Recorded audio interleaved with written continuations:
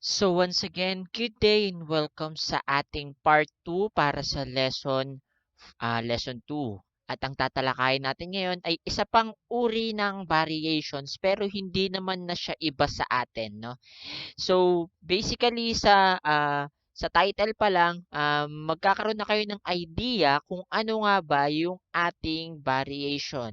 But this lesson is all about combined variation. So from the word itself, combined, meron tayong pagsasamahin na variation. So ano-ano nga ba, recall natin yung mga napag-aralan natin sa last lessons. Ano na nga ba yung mga variations na pag-aralan natin? Yung una ay yung, ano nga ba tawag do'n? Yung direct variation. Yung pangalawa naman ay inverse variation. Yung pangatlo ay joint variation.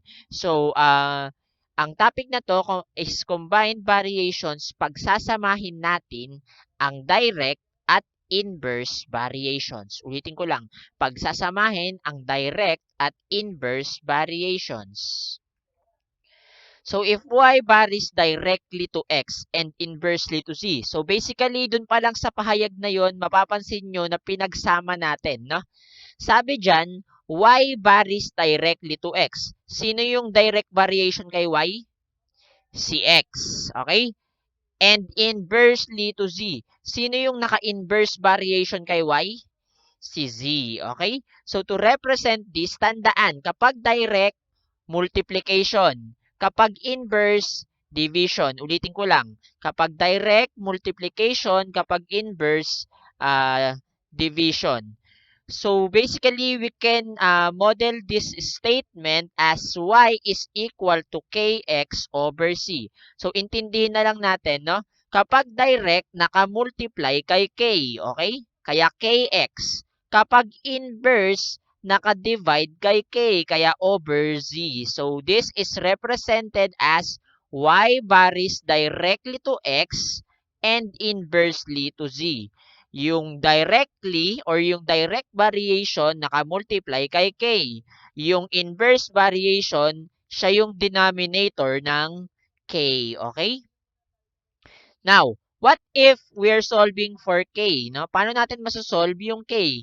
By the way, kagaya sa unang tatlong variation natin, iisa lang naman ang ibig sabihin ng k. K is called the constant of variation. No? So, k is called the constant of variation. So, to solve for k, simply tuturuan ko kayo kung paano mag-derive. So, gamitin natin ulit yung form natin. This is y is equal to kx over z. So, always remember, lahat ng number or variable, lahat ng whole number or variable, yan ay may denominator na 1. At ang 1 ay imaginary, no? So, we can conclude na ang numerator natin ay y at ang denominator niya ay 1, but since 1 yun ay imaginary. Okay? Now, how to solve for k? Simply, kailangan maiwan mag-isa si k. Paano yun, sir? Eh, may katabi siyang x, tas may denominator siya na z. Okay. So, ito yung technique, ha? Tuturo ko kayo ng technique. Para ma-cancel nyo yung x, ulitin ko lang, para ma-cancel nyo yung x, kailangan nyo i-cross multiply.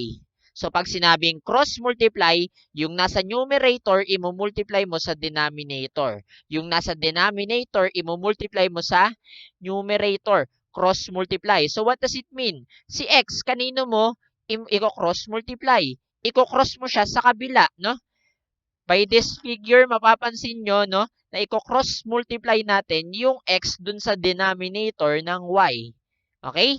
I-cross multiply natin ang x sa denominator ng y. Therefore, this will be y over x is equal to k over z. Nawala na yung x dun sa kabila kasi cross multiply mo na sa x, sa denominator ng y. Now, na-solve na ba natin yung k? Hindi pa. Bakit? Kasi may denominator pa siya na z, no? Kailangan ng may iwan lang dyan ay k. So, paano natin maaalis yung z dyan sa denominator? Simply, kagaya ng ginawa natin sa x. Cross multiply. But this time, from denominator, imumultiply mo siya saan? sa numerator. From denominator, imumultiply mo siya saan? Sa numerator. Okay? So, this will be z times y, that is yz. Okay? Yz over x is equal to k. So, nasolve na ba natin yung k? Na-solve na natin yung k. So, in finding k, you need to cross-multiply the numerator to the denominator and the denominator to numerator para maiwan mag-isa si k. Recall tayo, y varies directly to x and inversely to z. Yung varies directly to x naka-multiply kay k. Okay? Kagaya dito. And yung inversely or yung naka-inverse variation, siya yung denominator. No? Recall lang natin yun. Okay? So, in representing combined variations, no? Kagaya nga ng sinabi ko kanina, combined means pinagsama. Sino? Si direct at si inverse. Okay? So, the first quantity, ibig sabihin yung unang binanggit. The first quantity will be written in the left side. Kagaya nga doon sa given natin kanina, no? Nasa left side yung first quantity. Ngayon, the quantity that is said to be varies directly. Ulitin ko lang. The quantity that is said to be varies directly. So, yung quantity daw na naka-varies directly ay imumultiplied kay k. Okay? Kagaya nga ng ginawa natin kanina. And the quantity that is said to be inversely, okay, yung naka-inverse, will be the denominator. No? So, halimbawa, A varies directly to B and inversely to C. Sino yung first quantity? Si A. Sino yung naka-varies directly? Si B. Sino yung inversely? Si C. Ano? So, to represent this, yung first quantity ay nasa left side. So, that is A. Yung varies directly naka-multiply kay K. Yung inversely, siya yung denominator. So, this is A is equal to KB over C. Next question tayo. Or next given. S varies directly to T and inversely to U. Okay? S varies directly to T and inversely to U. Sino yung first quantity? Si S. Sino yung varies directly? Si T. Sino yung inversely? Si U. No? So, this will be represented as S is equal to KT over U. Sabi nga, no, yung first quantity nasa left side, yung varies directly nakamultiply kay K. Yung inversely, siya yung denominator. Okay? Sa pang-example, let's say we have H varies directly to P and inversely to Q. H varies directly to P and inversely to Q. Sino yung unang binanggit? Si H, siya yung first quantity, siya yung nasa left side. Sino yung varies directly? Si P, kaya siya yung nakamultiply kay K. Sino yung inversely? Si Q, kaya siya yung denominator. So, lagi lang tatandaan, no? Yung first quantity nasa left side. Yung varies directly nakamultiply kay K. Yung inversely nasa denominator. So, that's how to represent an equation of combined variations. Okay? So, para mas madali ninyong magets, ilagay na natin sa ating example. Okay? Example, we have, suppose that J varies directly to N and inversely to S. Ulitin ko lang. J varies directly to N and inversely to S. And meron tayong condition na binigay, no? And J is equal to 8 when N is 6 and S is 3. Okay? So, find the representation of the equation. I-represent muna natin siya. Paano natin to i-represent? Gamitin natin yung first statement. J varies directly to N. Okay? Ibig sabihin, sino yung first quantity? Si J. Sino yung naka-varies directly? Si N. Sino yung naka-inversely? Si S. Therefore, yung first quantity ay nasa left side. Yung varies directly ay naka-multiply kay K, kaya Kn. And yung inversely, which is S, ay nasa denominator. So, to represent this situation, this is represented as J is equal to Kn over S. Okay?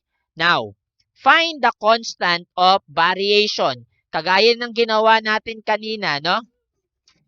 Kagaya ng ginawa natin kanina. So, to solve for K, you need to cross-multiply, no? Cross-multiply. Pero, paano natin masosolve yung K? Wala naman tayong table dito. So, gagamitin natin yung situation na binigay.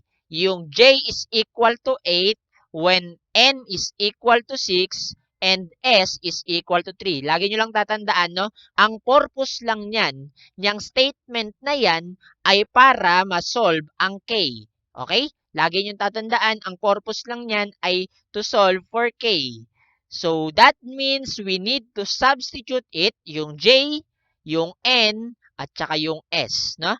So, gamitin natin yung ating representation. J is equal to Kn over S.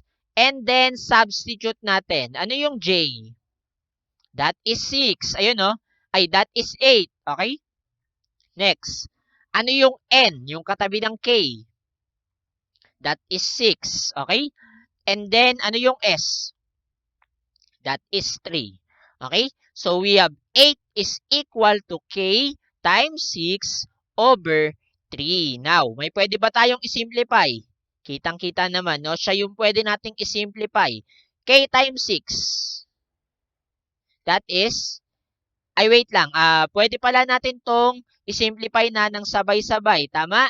Pwede pala natin tong isimplify by simply cross-multiply natin yung 6 sa kabila. Kagaya nga ng ginawa natin kanina, no? Pwede nating i-cross-multiply yung 6 sa kabila. So, this will be, yung 6 na yan ay magiging denominator nung 8. Okay? So, sorry, nakalimutan ko lang. So, cross-multiply lang natin yung 6 sa denominator ng kabila, kaya magiging 8 over 6 na siya. Now, how to solve for K? Kailangan maiwan siya dyan mag-isa. Tama? Eh, may denominator pa siya na 3. Anong gagawin mo sa denominator na 3? Cross-multiply din. Saan? Sa numerator na 8. So, this will be, since cross-multiply, multiplication, kaya yan ay magiging 8 times 3, no? So, nawala na yung denominator natin. Nawala na rin yung kasama ni K. Mag-isa na lang si K. Therefore, we can solve for K. Okay? Now, simplify natin isa-isa. Tandaan, no? Tandaan. Sabi sa PEMDAS rule, multiplication, division, addition, subtraction. Di ba kinorek ko na yon? Kinorek ko na depende sa kung sino yung naunang nasulat, siya yung mauuna. Let's say, multiplication and division, sabay lang naman talaga dapat yan. Okay? Sabay lang naman talaga dapat yan. Pero ang tanong sa given natin, sino yung naunang sinulat? Si 8 over 6 ba?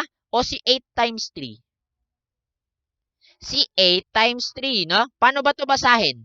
8 times 3 over 6. Ganun siya basahin, di ba? So, ang naunang sinulat ay si 8 times 3. Now, siya yung una nating isi-simplify. 8 times 3. That is 24. Okay?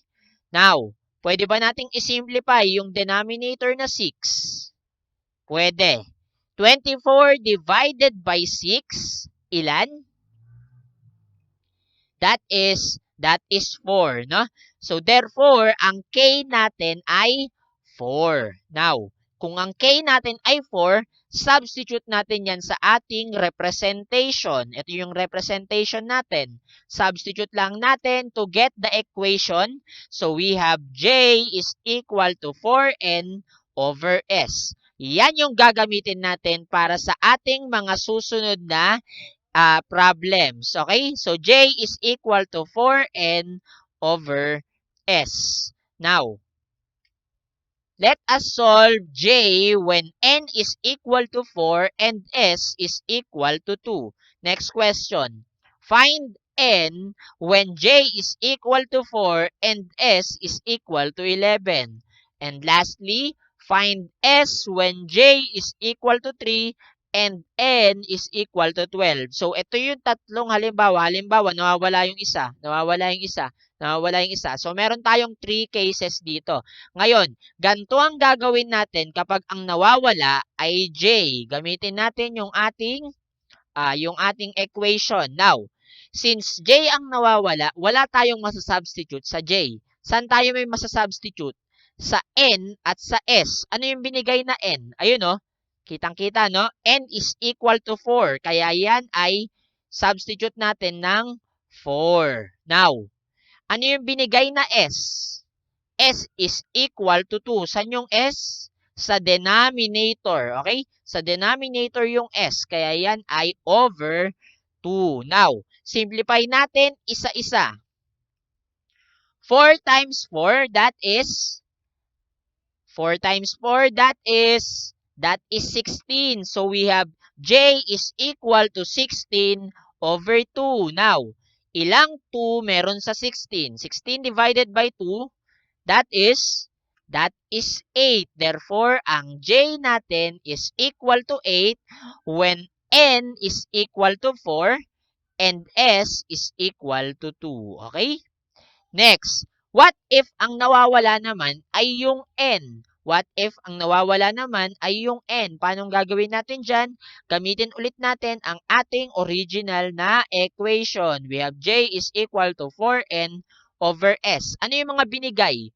J is equal to 4 and s is equal to 11. Substitute lang natin. Saan yung 4?